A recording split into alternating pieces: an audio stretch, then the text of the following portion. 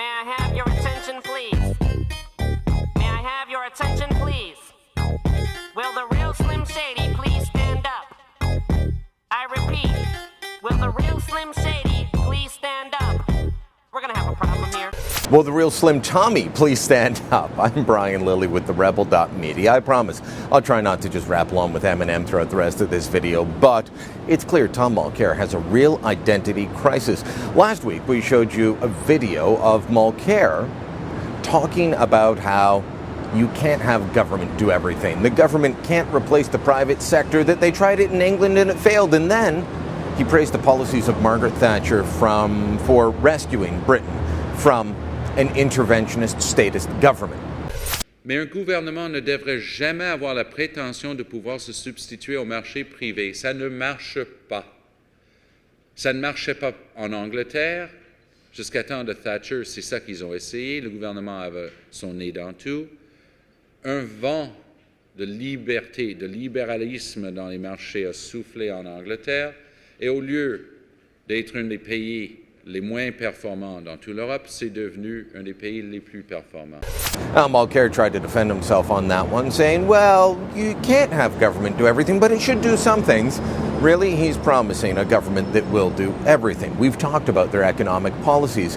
A key to Mulcair's economic policy, though, is the backing of unions and increasing union membership across Canada. He says it's part of what makes Canada, it's part of what builds the middle class. He and Justin Trudeau are singing from the same hymn book on that.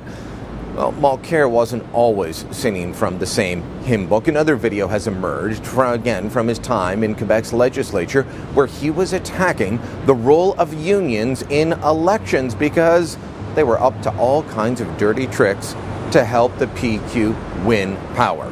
Ce qui est très clair, c'est qu'on est en train de renvoyer l'ascenseur aux grands centraux syndicaux qui ont livré la marchandise comment bien lors de la dernière campagne électorale, Monsieur le Président.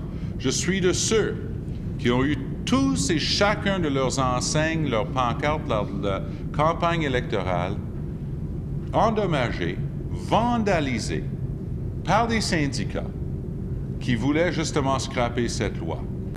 Well, that was then, and I guess this is now. Now unions are primarily backing the NDP, including the separatist-leaning FTQ that once backed the Parti Québécois and the Bloc Québécois wholeheartedly. So Tom Mulcair's tune has changed on that.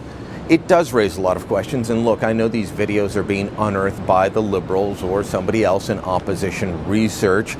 It's been accredited to a Quebec blogger, but let's face it, going through that much video of his time in the legislature to find these two little clips, that requires a dedicated opposition research team. So I know it's coming from opposition factors, it's coming from other parties, but it still does lead to the question, which Tom Mulcair is the real Tom Mulcair?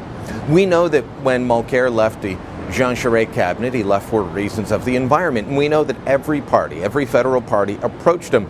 And people often looked and thought, well, why did the Conservatives approach him? He's not really a Conservative. Now we know why. This is a man who praised Margaret Thatcher, who said the state shouldn't be intervening so much in the economy, and who thought that unions held too much power. Doesn't that sound an awful lot like today's Conservatives? It does to me, which brings me back to the original question. Will the real Slim Tommy please stand up? Who is the real Mulcair? Voters deserve to know before October 19th. Please stand up, please stand up, please stand up, 'cause I'm Slim Shady.